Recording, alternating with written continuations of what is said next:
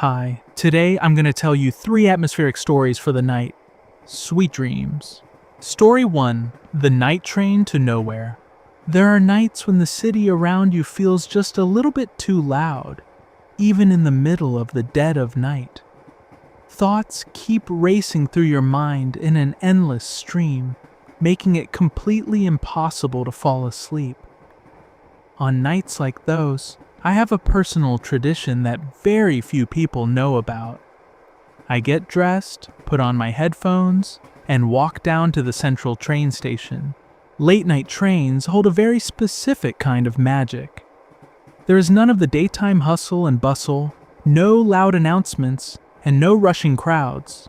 The platforms are wrapped in a soft twilight, illuminated only by the warm, dim yellow light of old street lamps, while passenger trains rest quietly on the tracks, waiting to depart for distant towns.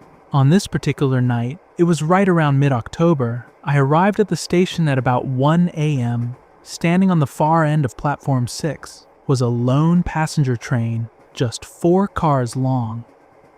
It had no digital destination board, only a small metal sign that read, "Special Suburban." The windows of the carriages glowed with a warm, soothing amber light. The doors to one of the cars were left wide open. I walked up, intending to ask the conductor where the train was heading, but the platform was entirely deserted. Inside the carriage, there was a deep, gentle silence, broken only by the soft, rhythmic clicking of the instruments and the faint, low hum of the heating system. I took a step inside. The car was decorated in an old, remarkably cozy style. Soft, deep blue upholstered seats, small wooden tables by the windows, topped with tiny lamps and fabric lampshades, and a thick carpet runner that muffled every single footstep. There were only a couple of people sitting inside. A young woman near the front, reading a thick, leather-bound book, and an elderly man in glasses sipping tea from a glass holder, simply gazing out at the quiet platform. No one was in a rush, and no one spoke a word. The environment felt so deeply peaceful that the tension I'd been carrying all day began to melt away in a matter of seconds. I took a seat by the window, rested my head against the soft headrest, and placed my hands on the table. A minute later, the conductor's whistle gave a soft, quiet chime. The doors closed with a gentle click, and the train smoothly, almost weightlessly, glided out of the station. Outside the window, the lights of the night city slowly drifted past. At first, it was familiar streets filled with the glow of neon signs and the rare headlights of a passing car. But gradually, as the train picked up speed, the urban blocks dissolved into wide, dark fields, sparse patches of forest, and quiet countryside stations lit by a single lone streetlight. The wheels struck a steady, hypnotic rhythm against the tracks. Click, clack, click, clack. The sound worked better than any soothing tea or lullaby. It rocked me gently, wiping away the day's worries, the endless to-do lists, and every anxious thought. I watched a few stray drops of midnight mist slide down the glass, refracting the faint light of distant stars. The air inside smelled of old paper, freshly brewed herbal tea, and the subtle, crisp scent of autumn air drifting through the gentle ventilation. The man sitting across the aisle gave me a small, friendly smile and spoke in a low, quiet voice. This late-night loop line only runs on weekends. It just circles the entire region along the old freight tracks and returns to the station by 5 a.m. No stops. It's the perfect place to just be alone with your thoughts, isn't it? I nodded gently. I didn't even want to speak, afraid to break the delicate harmony hanging in the air. The train continued its smooth journey through the quiet darkness. Beyond the glass, the dark silhouettes of old water towers, abandoned wooden platforms covered in moss, and endless walls of pine forests floated by. Time lost its usual meaning. Minutes stacked into hours, but it brought no impatience, only absolute calm. The swaying motion of the carriage was so smooth, and the warmth rising from the heater at my feet so comforting that my eyelids began to feel heavy. I stared at the reflection of the small lamp against the dark window pane, listening to the infinite, rhythmic thrumming of the wheels, feeling the depth of the night gently carrying me away into a deep, restful slumber. When I opened my eyes, the train was slowly pulling back up to platform 1 of my station. In the east, a thin, soft, pink streak of dawn was just beginning to break across the horizon. I stepped out into the crisp morning air, feeling entirely rested, with a completely clear mind, knowing that whenever I needed peace again, that late-night train would be waiting on platform 6. A very atmospheric story, but I think the next one will give you goosebumps. Story 2, The Old Attic Library. Last summer, I rented a small attic apartment in an old house on the quiet outskirts of a small town. The house had been built in the early decades of the last century, featuring a tall red tile roof, creaky oak staircases, and large dormer windows that looked out over a sprawling old apple orchard. The landlord, a retired architect named Victor, who lived on the ground floor, almost never came upstairs.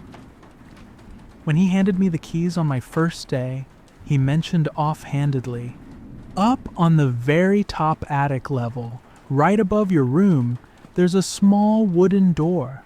It holds an old archive and some books left behind by previous tenants. If you ever feel like taking a look, feel free to head up. It's quite cozy, just a bit dusty." For the first couple of weeks, I didn't even think about that door. But on a rainy evening near the end of August, when a steady downpour was tapping against the glass, and the wind was softly rustling the apple branches outside, I found myself looking for something good to read. I walked up to the low wooden door at the end of the hallway, turned the old brass key in the lock, and gave it a gentle push. The door swung open with a soft, dry creak. Behind it was a short wooden staircase with a few steps leading into a room nestled right beneath the sloping roof. I clicked on a small, portable floor lamp I had brought with me and took a look around. The place was a true sanctuary for anyone who appreciates solitude. It wasn't cluttered with junk like most attics are. Along the walls stood low bookshelf units made of dark wood, completely filled with old hardcover books. In the center of the room sat a deep, plush armchair with worn leather upholstery, and next to it was a small, round side table alongside a vintage vinyl record player. What made the room feel uniquely cozy was the sound of the rain. The drops were drumming directly onto the tiled roof right above my head, creating a dense, continuous, and unbelievably relaxing acoustic backdrop. The room smelled of dried herbs, aged paper, wood shavings, and the faint, pleasant aroma of pipe tobacco that had settled into the walls long ago. I walked over to the shelves and ran my fingers slowly along the spines of the books. There were old atlases filled with detailed maps of cities, long changed, illustrated botany encyclopedias with dried pressings between the pages, classic 19th century novels, and old travel journals. On one of the middle shelves, I picked up a thick notebook wrapped in a gray cloth binding. It had no title on the cover. I carried it over, sank into the deep leather armchair, wrapped my legs in a warm woolen throw blanket hanging over the backrest, and opened to the first page. It turned out to be the personal diary of someone who had lived in this very attic about 70 years ago. He hadn't written about major historical events or dramatic upheavals. Instead, the entire book was made up of short, beautifully poetic entries about simple, everyday moments. He described the way the morning fog settled over the orchard, the comforting smell of fresh bread drifting from the bakery down on the corner, the birds that visited the window feeder in the winter, and how peaceful it felt to listen to the quiet night sounds of the town while falling asleep under a heavy duvet. Every single page was filled with a sense of pure serenity. Reading those handwritten lines to the steady, soft rhythm of the rain tapping against the roof, I felt all the stress and noise of the modern world simply dissolve. My mind shifted into a quiet, contemplative state. I flipped through page after page. The warm light of the lamp cast amber glows across the yellowed paper. The record player in the corner worked. I had placed a vinyl record featuring soft, mid-century classical jazz on the platter. The quiet crackle of the needle, the gentle piano melody, and the steady tap of raindrops on the tiles blended together into a perfect midnight symphony. I stayed in that chair for hours, completely losing all track of time.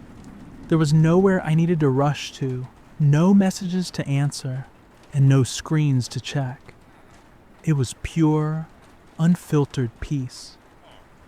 Gradually, the rain outside softened into a faint, barely audible drizzle. My eyes began to grow heavy with a pleasant, warm tiredness.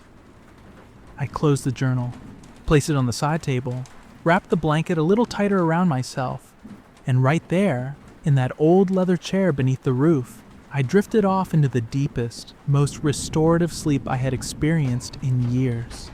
And finally, I'll tell one more atmospheric story about a lighthouse at sea. Story 3. The Keeper of the Night Lighthouse. Lighthouses have always felt to me like the ultimate symbol of peace. A lone white tower, standing at the very edge of the earth, where the wind meets the waves, where the endless sea merges with the horizon, and where the only sound is the steady, rhythmic wash of the tide. A few years ago, I had the unique opportunity to spend 2 weeks at a decommissioned but beautifully restored lighthouse on a small island off the northern coast. The light was no longer used for commercial navigation. Modern ships relied on satellites. But the historical structure was maintained in pristine condition for anyone seeking absolute silence and a complete mental reset. I arrived on the island by a small motorboat late in the afternoon. The captain unloaded my bags onto the wooden dock, wished me luck, and headed back toward the mainland. The boat slowly faded into the evening haze, leaving me completely alone. The island was quite small, rocky shores carpeted in soft green moss, low-growing pine trees shaped by years of ocean winds, and the lighthouse itself, a round stone tower attached to a small keeper's cottage. I went inside. The keeper's cottage was wonderfully warm and dry. In the center of the main room stood a cast-iron wood stove. The walls were lined with wooden shelves holding nautical charts, brass barometers, and small trinkets carved from pieces of sea-drifted wood. Upstairs was a bedroom featuring a wide bed positioned right across from a large circular window overlooking the ocean. Dusk was falling. I lit a fire in the stove. The dry pine logs crackled merrily in the firebox, filling the room with warmth and the comforting scent of pine resin. Outside, the light faded rapidly, painting the sky in the deep shades of navy blue, as the sea settled into a calm, glassy stillness. I walked up the spiral staircase to the very top of the lighthouse tower, into the glass lantern room. The lighting mechanism was still fully operational. It was turned on every evening simply out of tradition. I flipped the heavy brass switch. The massive glass lens assembly in the center of the room gave a low, smooth hum. A powerful, warm light flickered to life, and the giant beam began its slow, effortless rotation. Watching a lighthouse lens work from the inside is a mesmerizing experience. The giant glass drum turned slowly on its base, 1, 2, 3.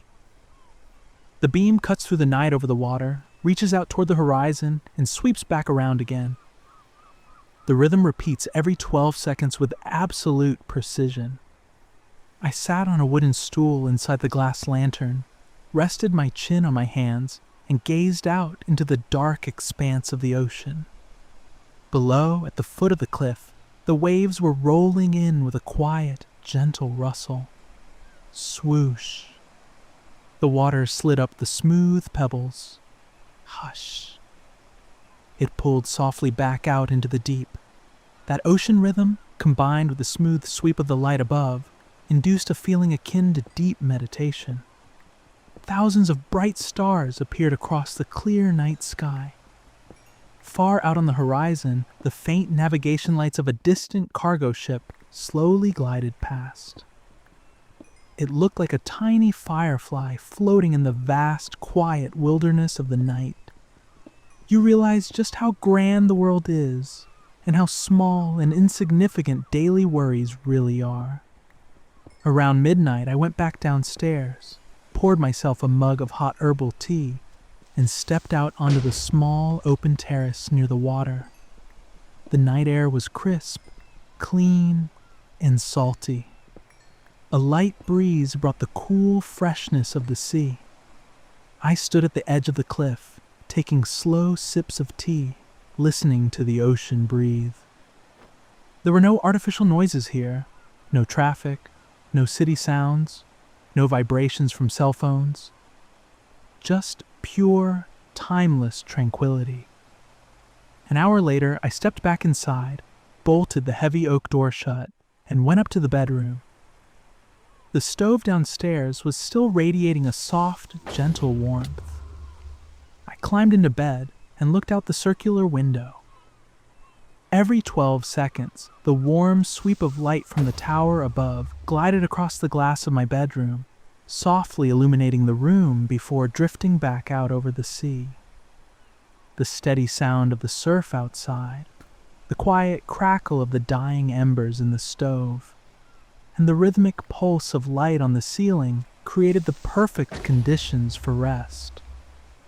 I closed my eyes, took a deep, relaxed breath, and drifted off into a warm, peaceful sleep under the watchful care of the old northern lighthouse. That's the last story for today. If you didn't manage to fall asleep, let me know in the comments. I'll take that into account and release 3 more atmospheric bedtime stories in the next video. Bye, everyone.